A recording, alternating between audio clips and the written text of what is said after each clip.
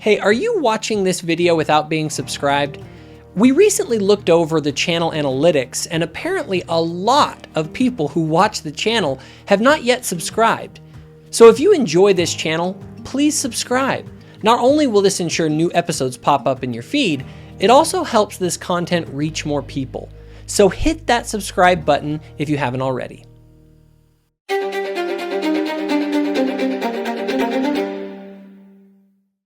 So about 3 years ago, when my channel was very new, I made 3 videos that told my story.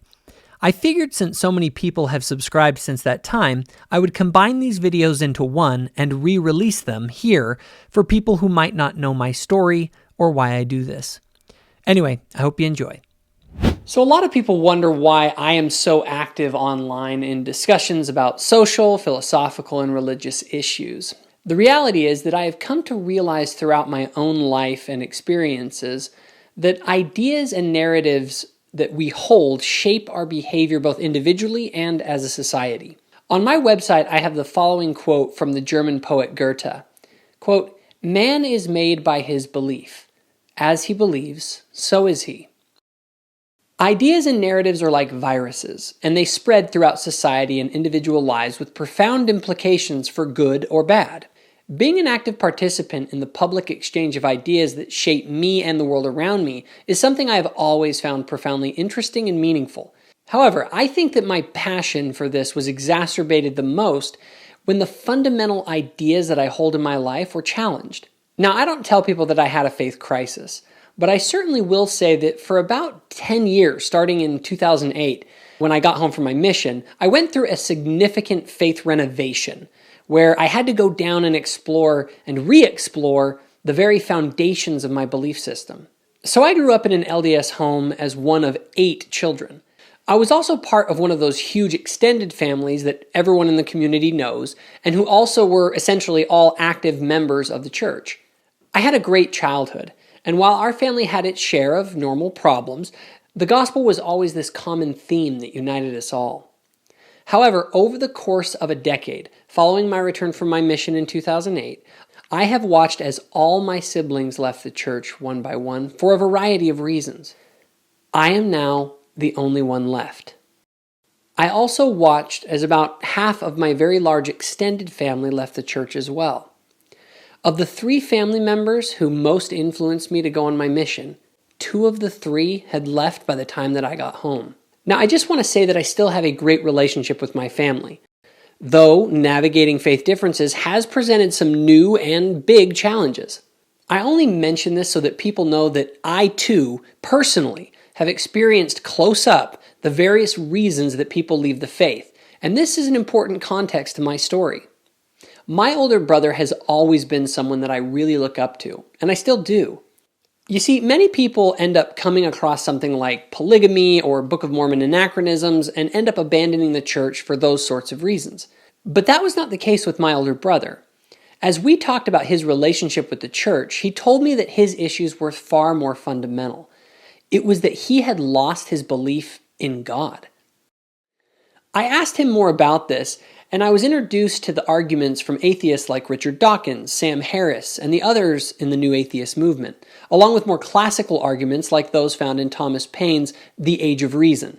So from the very beginning, my situation was different than a lot of people, and unlike others, I started by going to the very foundations of my belief in God, and from there began a process of reevaluation from the ground up, and that may have made all the difference, as you will see in subsequent videos.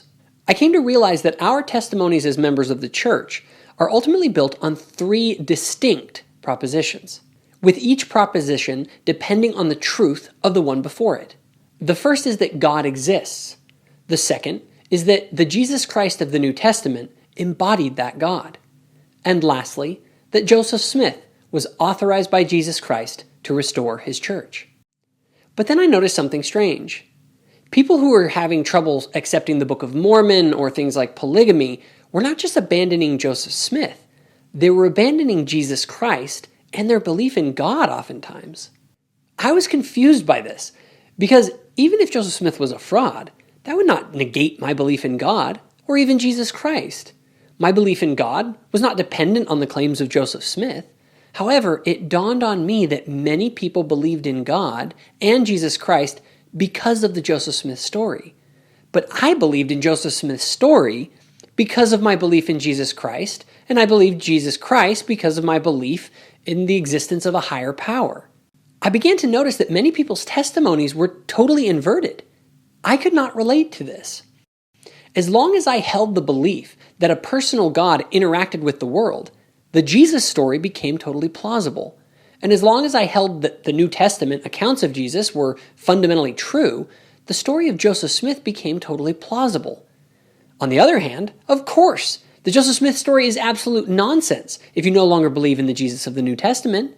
And of course, the Jesus of the New Testament is a total absurdity when you abandon the idea of a God who interacts with the world.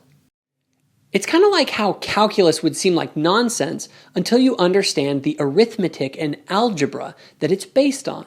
This framing of the anatomy of my beliefs was a game changer for me. I now could see the fundamental structure of my belief system. I came to see my beliefs as 3 levels of conversation. I sometimes summarize my testimony as follows.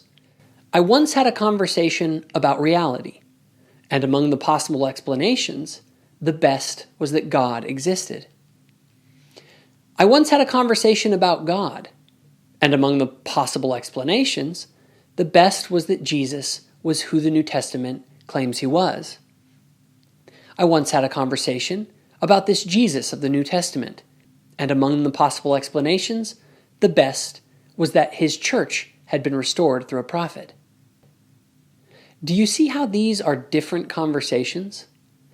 As I explored my own faith, I realized how much society influences our worldview. This is the lens that we bring to these conversations. In our Mormon bubbles, we often don't realize the broader social trends, and the reality is that Christianity in Western society is falling off a cliff, and has been for well over 40 years, and perhaps even longer in Europe. For nearly the entire life of the church, we have been having conversation 3 with a world that already had conversation 1 and 2. But that's not the case anymore. Due to ideological shifts that really gained traction in the 20th century, Western society now brings a secular lens to the first and second conversation. And as a result, fewer and fewer people take the New Testament Jesus seriously. And thus, many describe themselves as spiritual, but not religious, as they cling to whatever vague notions of God they can, so their life is not rendered totally meaningless. So why didn't I go down the route that my siblings and so many others in society are going? I'll cover that in my next video. Part 2. So in my last video, I discussed how I came to see my belief system as built on 3 conversations. This was critical for me because it gave me the framework and blueprint for a full-blown faith re-examination and renovation. This was to be a journey where I would walk up from the deepest foundations of my belief system to see if it all was still in working order, or if certain parts need to be updated or strengthened. Because as any builder knows, a crack in the foundation will affect everything else. I often think of the imagery of the renovations of the Salt Lake Temple. Those renovations have had to go down to the literal bedrock upon which the building stood in order to ensure that it could withstand the earthquakes we predict will come. So what is this bedrock in the context of testimony? It's what I call level 1 conversations. These are conversations and questions about the very nature of reality itself, including the nature of belief itself. As part of this renovation, I went down far deeper than the typical rabbit hole of anti-Mormon literature. I began to explore the nature of human belief itself. I began to explore the question for why a person should believe in a higher power at all. I began to explore if the natural world held any evidence of intelligent design. I began to explore the best arguments available on these topics, and these extended far beyond the materials of the church. I could not possibly go through all the people that I read and listened to when I was exploring this kind of first level of conversation. But some of the most influential were the atheist versus Christian debates from people like William Lane Craig, John Lennox, and Frank Turek, Christian philosophers like Alvin Plantinga and Greg Bahnsen, scientists like Stephen Meyer and William Dembski, historical luminaries who pondered level 1 questions, people like Blaise Pascal, Thomas Aquinas, Socrates, Plato, and Aristotle. And more recently, a renowned psychologist and philosopher named Jordan Peterson, who atheists are calling the gateway drug to religion. If you are unfamiliar with the Jordan Peterson phenomena, you need to look into it. He is the most powerful current voice in the level 1 conversation. He is showing that belief in a higher power is all but unavoidable when carefully thought about. Jordan Peterson, using the language of secular society, is reviving the level 1 conversation in fascinating ways as he explores the nature of fundamental reality and how the idea of God relates to it. Religious is what you act out. Anything you act out. Everything you act out is predicated on your implicit axioms. And the system of implicit axioms that you hold as primary is your religious belief system. It doesn't matter whether you're an atheist or not. That's just surface noise. So it has nothing to do with divinity or No, I didn't say supernatural that. beings? No. Or it doesn't necessarily have to do with those? No, it probably necessarily has to do with it too, but it doesn't necessarily have anything to do with your voluntarily articulated statements about whether or not you believe in something like a transcendent deity. So, I mean, what you act out is much more what you are than what you say about yourself. And what the hell do you know about what you believe anyways? You're complicated, man. It's a fair question. Well, seriously, people are complicated. You know, like we're not transparent to ourselves at all. That's why we have to go to university and study psychology. It's like, you know, we're not exactly black boxes, but we are the most complicated things there are. Right? And we can't even program our VCR clocks. So it's like, how the hell can we propose to understand ourselves? And, you know, I'm existentially oriented, which is to say that I think that what you hold to be true is best determined as a consequence of an analysis of your actions rather than as a consequence of an analysis of what you purport to believe. Now, I could go on and on with the people that have profoundly influenced my view as I went through this first level of my faith renovations. However, I don't have time for that, so I'll provide a more complete list in a later video or blog. Needless to say, my exploration at this level has been one of the most fulfilling and fascinating experiences of my life and has led me to believe that among the possible explanations for reality, a personal God is the best explanation. And therefore, it is perfectly rational to believe in some notion of God. So what next? Who or what is this God? This is the level 2 conversation. As I pondered that question, I came to realize that a God who does not interact with the universe in any meaningful way may as well not exist. A God who makes no demands is the functional equivalent of a God who does not exist. A world without God, the living God, who establishes moral laws to govern and perfect his children, is also a world without ultimate truth or justice. So I realized I should look for a God who interacts with the world, a God whose existence actually matters. People throughout all of human history have claimed to have interacted with God. I realized that perhaps it was worthwhile to explore the different explanations of God given by mankind throughout history. However, in examining Islam, Hinduism, various pagan sects, vague spirituality, etc., it was hard for any of those to hold a candle to the story of Jesus. No matter how you cut the story of Jesus, whether that's historical, sociological, philosophical, psychological, that story, the story of Jesus, is stunning. It's a story that transformed the world. Interestingly, it was an atheist who helped me to realize this. Tom Holland, no, not that Tom Holland, but the historian, recently wrote a book called Dominion about the impact of Jesus and how his ideas have shaped the world for the better. Cicero's great contemporary Caesar is, by some accounts, slaughtering 1 million Gauls and enslaving another 1 million in the cause of boosting his political career. And far from feeling in any way embarrassed about this, he's kind of promoting it. And so when he holds his triumph, people are going through the streets of Rome carrying billboards, boasting about how many people he's killed. And this is a really terrifyingly alien world. And the more you look at it, the more you realize that it is built on systematic exploitation. So the entire economy is founded on slave labor. Right. The sexual economy is founded on the absolute right of free Roman males to have sex with anyone that they want, any way that they like. And in almost every way, this is a world that is unspeakably cruel to our way of thinking. And I began to realize that actually, in almost every way, I am Christian. And I began to realize that actually, Paul, although in many ways he seems a much less familiar figure than Cicero, the kind of urbane man with his property problems. Paul never had any property; he just made tents. Yes.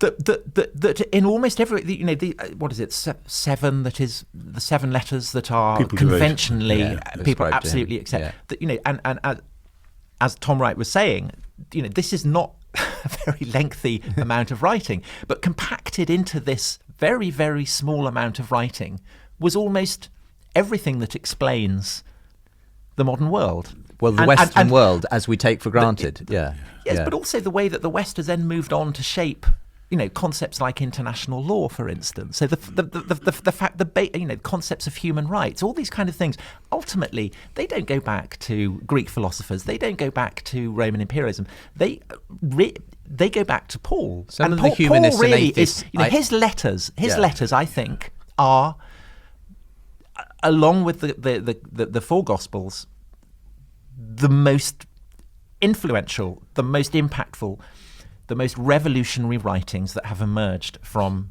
the ancient world. When I came to understand more deeply the Jesus story and asked if God was in this, I could not help but conclude that if there is a God, this Jesus from the New Testament must have had something to do with him. So I began to read the great Christian writers who explain in depth who this Jesus was and what his ideas were, independent of any particular denomination. Writers like C.S. Lewis, G.K. Chesterton, and George Macdonald blew me away. I will always remember one particular quote from C.S. Lewis as I explored the Level 2 conversation. He said, "I am trying to prevent anyone saying the really foolish thing that people often say about him. I'm ready to accept Jesus as a great moral teacher, but I don't accept his claim to be God." That is one thing we must not say. A man who was merely a man and said the sort of things Jesus said would not be a great moral teacher. He would either be a lunatic on the level of a man who says he is a poached egg, or else he would be the devil of hell. You must make your choice. Either this man was and is the Son of God, or else a madman, or something worse. You can shut him up for a fool. You can spit at him and kill him as a demon. Or you can fall at his feet and call him Lord and God. But let us not come with any patronizing nonsense about his being a great human teacher. He has not left that open to us. He did not intend to. And so now I found myself, independent of any claims by Joseph Smith, a believer not only in some vague notion of God, but a believer in Jesus Christ as the manifestation of that God in the world. So now, even if Joseph was a fraud, I would still have faith in the Christ of the New Testament. I can't stress enough how important this was. I can't stress enough the need to come to know God and Jesus Christ as the foundation of your faith. This foundation makes the whole story of the restoration shine. And so now, it was time for the third conversation, the final level of my renovation, the level that most people never go beneath. This is the conversation the church has been having since 1830. It's about what happens if indeed Jesus Christ is the Savior of the New Testament, and the New Testament is fundamentally true. Do you see how the Joseph Smith story suddenly becomes plausible? Do you see how now the issues like the Book of Mormon anachronisms, which are still bothersome, seem like small cracks in the paint of a solid building? Do you see how belief in God and Jesus Christ acts as the core of the shelf that so many people say are breaking? But here is the great thing. There is a great conversation to be had at level 3 that provides real, substantial evidence and reasons to believe. Have you read all the works of Hugh Nibley? Have you read the deathbed testimonies of the 3 witnesses to the Book of Mormon? Are you aware of the 14 other witnesses to the plates? Are you familiar with the discovery of the land Bountiful and Nahum in the Near East? Are you familiar with the intense complexity of the Book of Mormon? Are you familiar with the remarkable theology and answers to Christian questions that came from Joseph Smith? Are you familiar with the broad social science literature that shows that the more faithful a saint is, the more they thrive in almost every aspect of human flourishing: education, relationships, health, volunteering, finances, etc.? Look, Joseph was either a fraud or he was fundamentally telling the truth. But do you see how the answer to that question becomes totally different when you are at level 3 on the foundation of level 1 and 2? With this foundation in place, you are seeking the church and priesthood keys promised by the Jesus of the New Testament, rather than approaching Joseph's story as a skeptical atheist. The problem is that we have forgotten that the story of Joseph Smith is built on the foundation of the conclusions reached in Conversation 1 and 2.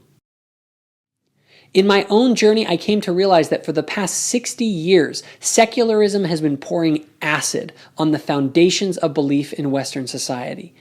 Saints who live in the West need to go back to the foundations and re-examine them for damage, especially if they find themselves struggling.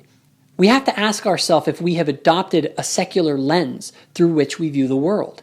What is the proper lens through which we should see the world? These are the fundamental issues. And it is at these fundamental levels that problems usually arise from. Throwing paint over and over on a wall that is built on a cracked foundation does not fix the problem.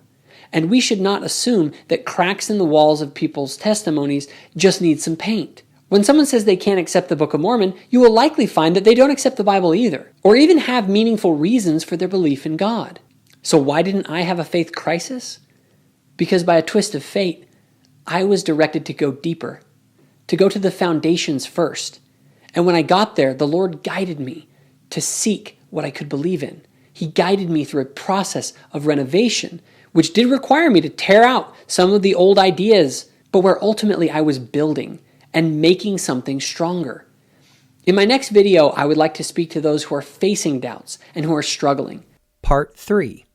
To start off here, I just want to say to all those who struggle with their faith that they should know that they're not alone, and that every rational believer at some point must go through the process of transitioning from the simple world of our childhood faith into a mature faith that requires periods where we wrestle with God. But I also personally want to say that if approached the right way, these experiences have led me to a new level of peace and knowledge that makes the gospel even more real than before. As part of approaching this right, we need to examine our own motivations. Are we resentful right now? Are we in a good headspace to even begin an unbiased exploration? There is a saying out there that people will believe what they want to believe. If someone is angry and just wants to justify that anger, I can't help here. My hope is that the people watching want to believe, but are struggling at times to justify that belief with their righteous commitment to intellectual honesty.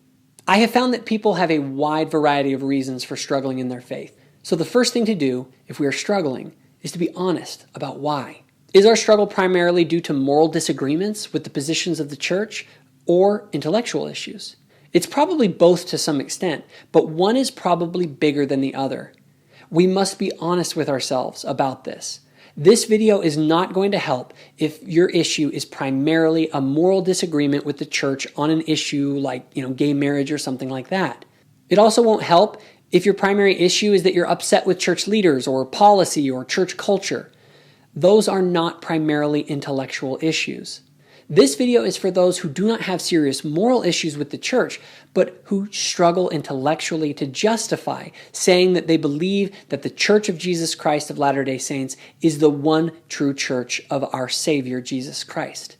So to get started, did you notice the presuppositions in the statement that the church is the one true church of our Savior, Jesus Christ? That statement is full of assumptions. That statement assumes that God exists, and that the Jesus of the New Testament is who the New Testament claims that he was. Do you and I believe any of those claims independent of Joseph Smith? Would we retain our belief in God and Jesus Christ if Joseph Smith turned out to be a fraud? If not, then do we really believe in God and Jesus Christ? Or do we only believe in them because of Joseph? But wait, we are talking about beliefs. On what grounds can we say that we know anything? Is everything mere belief? If there is a possibility that we could be wrong about something, how could we ever say that we know it? Is there anything that we can actually be 100% sure about? Cannot our very eyes deceive us? These may seem like silly questions that philosophers ask, but they're not. They are the bedrock that we build on. They are the very first questions we must ask ourselves if we are engaging in the pursuit of knowledge and truth. And if we want to re-examine our faith, we have to go to the very beginning, the very foundations, because if those are off, everything changes. If nothing else, we need to understand the real roots of our struggles, and they often are far deeper than we realize. We have to start by examining our own epistemology. Now, epistemology is just a fancy word for your explanation for how a person says that they can know something. And that is a widely disputed topic of conversation. The first task of intellectual honesty is to examine the lens and criteria that we are using to say if something is true or not. Now, I could not possibly in this video lay out my personal epistemology, but I will link in the description of the video one of my posts on that subject. All I'm trying to do here is to say that before you even engage in seeking the truth, you have to examine how you are going about detecting what is true or false, and what tools you think you have to aid in actually discovering truth. Only then will you even be equipped with the right tools to begin the renovation of your beliefs. And that should begin with this exploration at level 1, the question of the existence of some sort of a higher power, the existence of God. Can you make a compelling rational case for why God exists? Can you deal with the arguments made by atheists, or do you just avoid confronting these arguments? Do you even understand the nature of the debate between the best atheists and the best theists? Even among the intellectually engaged members of the church, I have found very few have seriously engaged with the more foundational questions and issues related to why it's even rational in the first place to believe or not believe in God. We need to be honest about the fact that our deepest foundations are often assumed, and that is why a re-examination and fortification of our belief in God needs to be the first place that we go. Then from there we can move on to understanding why we believe that Jesus Christ was the manifestation of that God in the world. And then, and only then, with that firm foundation of belief in the Jesus of the New Testament, are we ready to approach the restoration. We need to stop obsessing with Joseph Smith's story if we have not fully fleshed out level 1 and level 2 of our belief systems. Because ultimately Joseph is irrelevant if there is no God or if Jesus was not the Christ. But if there is a God, and if the Jesus of the New Testament was who the New Testament claims that he was, the Joseph Smith story comes into a whole new light. Another critical thing to remember is that renovation requires caution. Tearing down walls can bring the whole thing down, and I mean everything, not just the church. There is a dark hole of nihilistic hell awaiting us at all moments. So how we go about this exploration and renovation matters. Remember that ultimately we are trying to build something. We are exploring reality for what we can believe in. I have realized that I am less interested in hearing what people don't believe in than I am in hearing what they do believe in and why. What you find among critics is that all they're up to is tearing things down. But building is how we avoid the meaninglessness and nihilism that is spreading like a cancer throughout our society. So when approaching this issue, we should start with the positive case. Start by looking for things that you can believe in. Start with God. Seek out all the best minds and arguments for why it's rational to believe in God. You will find astonishing things. Do you know the arguments of Thomas Aquinas, Blaise Pascal, George Macdonald, William Dembski, Stephen Meyer, Alvin Plantinga, William Lane Craig, Jordan Peterson, C.S. Lewis, G.K. Chesterton?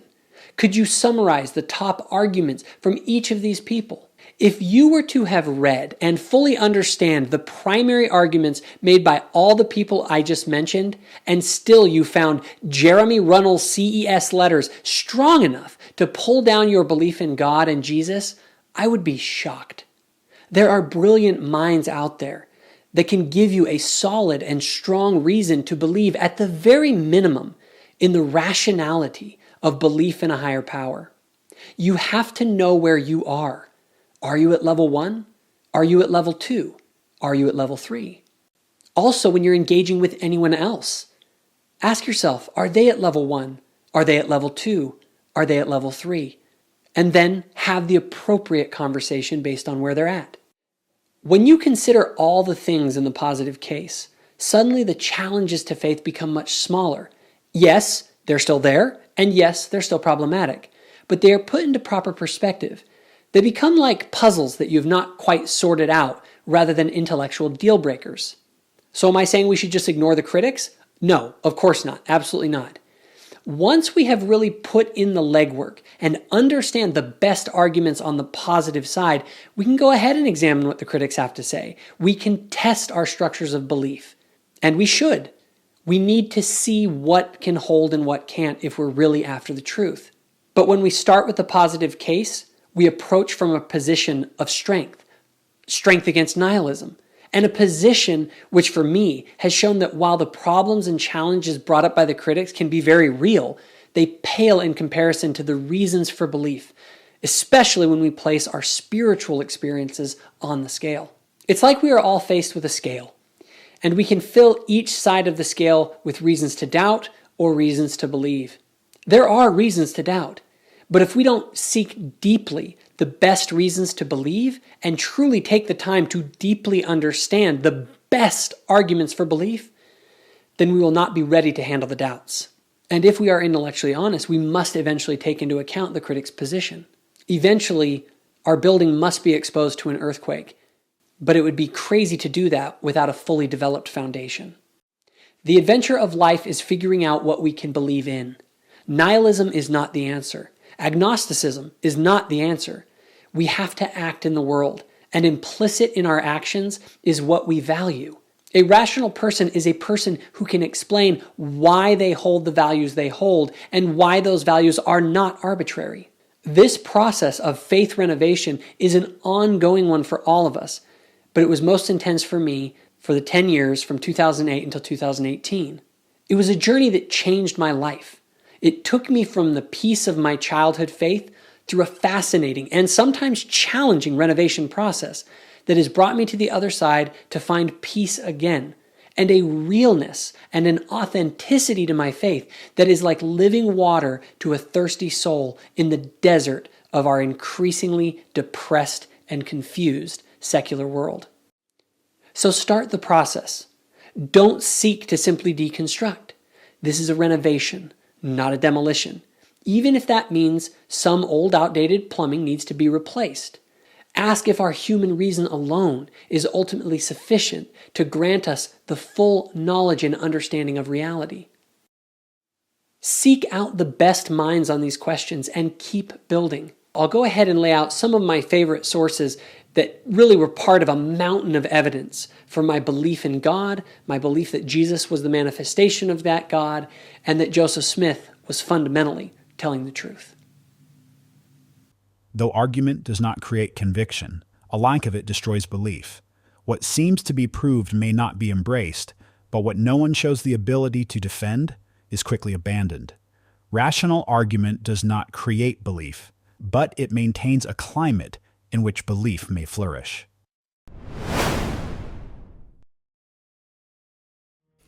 Hey guys, if you enjoyed this video, be sure to hit that subscribe button so my future videos show up on your feed. Also, if you or someone that you know has benefited from the content here on Thoughtful Faith, please consider becoming a channel donor or volunteer by visiting my new website, thoughtfulfaith.org, and clicking on the Get Involved page.